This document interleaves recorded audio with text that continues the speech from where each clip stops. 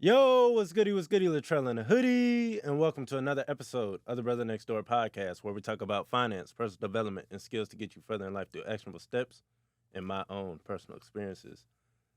In this episode, we're going to talk about a very important topic when it comes to learning stuff and um, just acquiring a new skill set, and it's doing it yourself. I think it's crucial that we learn how to do things on our own and not rely as much on other people, especially when we're just starting something, right? Now I'm gonna go into multiple different angles with this. So stick with me. This isn't a one size fits all. This applies to everything. I'm gonna talk about it. I'm gonna elaborate. But when it comes to learning something and actually, applying yourself towards something like school or something, you know, along that, you have to do things on your own. I'm an electrical engineering student, and we have people. Like every year, like people graduate, and I hear stories of people that still don't know how to use the basic equipment in our labs.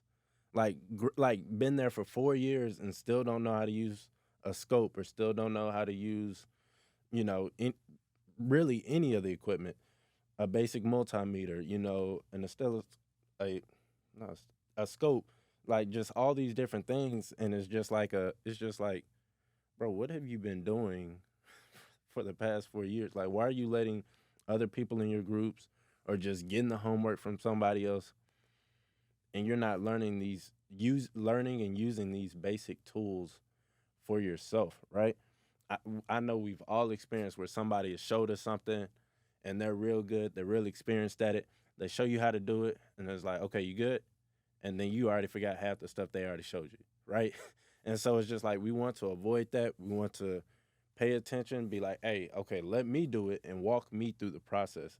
That way, one, the process that they're showing you is going by a lot slower. You're seeing what's going on. You're using your own hands, you're using your own brain to go through the act, and you're more likely to remember compared to just them running through it real quick, right? So when it comes to doing stuff, try to do it yourself, especially if it's a new skill set that you're trying to learn, right? Understand, even with my job, I'm learning how to program PLCs, programmable logic controllers, and with that stuff, that's not something you can just watch videos on for hours on a day and then boom, you're a great programmer. Like, no, you have to go through the trial and error yourself. Learn all the little things that YouTube doesn't show you, that your coworkers don't show you. You literally have to go through it yourself to actually start learning, to actually start progressing when it comes to programming, especially with PLCs. Like, I remember there was one problem where the program wouldn't let me compile unless there was no spaces, right? Like, you can do underscores, but you couldn't do a space. And so me and the other engineer were just comparing our codes, and like it was nothing really different. And then he was like, "Well, just try to do the exact same name." And so I tried using his name instead of the names I had with spaces, and lo and behold, it worked. And so then I went back and was like, "Okay, let me add a space." Added a space, it caused a problem. And so it's just like little stuff like that where it's just like, if it if it was for me to just, okay, let me just copy his code and I'll be all right, I would have never known that. I would have never learned that, you know what I'm saying? Or I would have learned it later on down the road. But for me to take that time, build that code from scratch, and be able to, hey, I'm running into this problem. I can't figure out this problem. Can you help me out? And then him going through it and him struggling with the problem too, and then us brainstorming together and then eventually coming with that solution would have never happened. So now I know, and it's ingrained in my head, hey, when I make these tags, this is what it's called. When I make these tags, I know to not use spaces in those tags, or else unless the program won't compile, right? And so let's flip it, right? Let's say you are entrepreneur, right? You're going into a business. Say you're a boss. Say you're a manager, right? Especially when it comes to entrepreneurship, you want to have a good idea of what's going on, right? With this podcast, I'm doing everything. I'm the editor, I'm the social media manager, I'm the host, right? All of it, right? I'm the manager, I do it all. And so until I'm at a place financially where I can start, and even like just until the podcast is at a point to where it's gaining traction and it's gaining momentum. I don't want to start making a lot of money from my job and just throwing a lot of money at this and it's not gaining traction, right? But once it does get to that point, then I will start outsourcing the stuff and I will make sure that, one, they're a lot better than me, right? And two, like their prices match the value that they provide, right?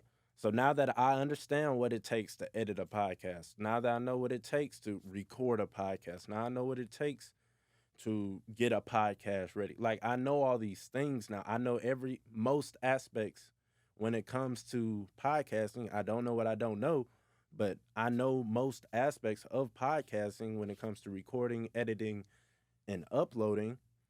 Now when I outsource these things, I'm less likely to, for somebody to screw me over, right? Because I understand the process. I have a general idea of how long it takes to edit a 15-minute podcast compared to a 45-minute podcast, right?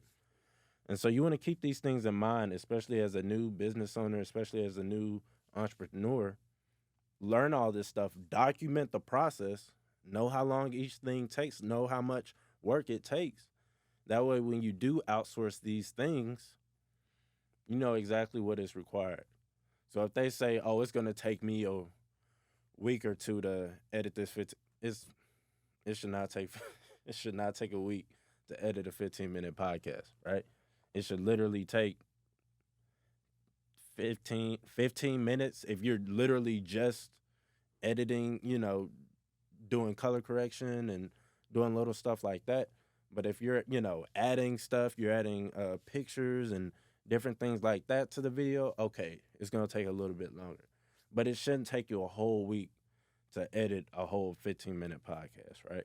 So keep these things in mind when it comes to doing things yourself, all right? Understand what you do for others that they can do for themselves, you're hurting them, right?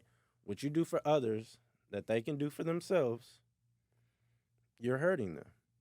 Now, let's look at this angle. This looks like, um, give an example. What's a good example? Handing out money, right? Like you got people coming to you, hey, I need some money. Money doesn't solve money problems, right? Money doesn't solve money problems. So what you need to do is either teach them a skill set or make them go out and get a skill set.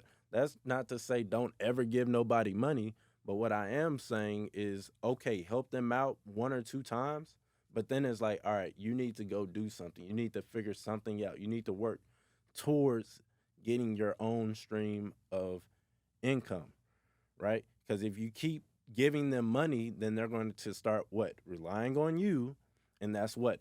Hurting them. All right.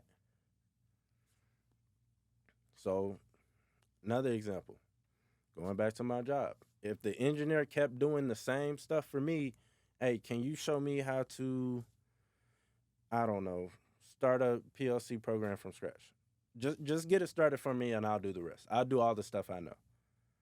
That's hurting me because now if I want to leave that company or even if I want to stay with that company and he happens to leave or God forbid something happens to him, I'm not going to know how to do that specific part, right? Of creating a program. So it's important for both of us to know the whole process of starting a program from scratch. That way, if anything happens to either one of us, things can continue going smoothly in the plant, right? And so that really applies to any and everything, fam. Whether it's teammates in school, if you keep doing all the writing and all the reports and the smart kids only good at, building the stuff, you're hurting them because they're never going to be able to develop their writing skills. And then there's going to come a time when they need to write a report or write something, and they're going to be subpar at it, right? And so that's not to say you need to learn everything in the world, but if you are given the opportunity to learn a skill set, especially while you're younger, especially during these, years of young adulthood, you should try to learn as much as you can, right? That's obviously related to your field. You should try to learn as much as you possibly can that's related to your field that will elevate you, right? Keep pushing you forward in your specific field, right? So do it yourself. Do it yourself. Figure it out. Learn it. You don't have to be a complete master at it, but have a general idea of what's going on. That way you know what's going on.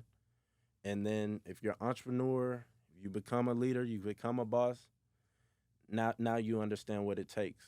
And the people under you know that you know what it takes. And that way, they're not pulling a fast one on you.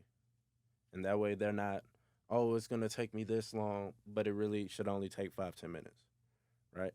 So keep these things in mind when you are learning a new skill set, when you are starting a business, when you are working within a team, right?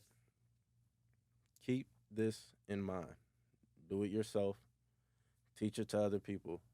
Make sure they're able to do it great as well, right? So that's a little short episode for y'all about just learning a new skill set and being able to apply it, and then teach it to others. I hope y'all take these nuggets, run with them. If you're enjoying the podcast, there's a link down below where you can donate $1, $5, $10 every single month. That's literally only a Chipotle bowl every single month. So if you're getting the value, go ahead and hit that link, and I'd greatly appreciate it. So with that, y'all take it easy. Peace.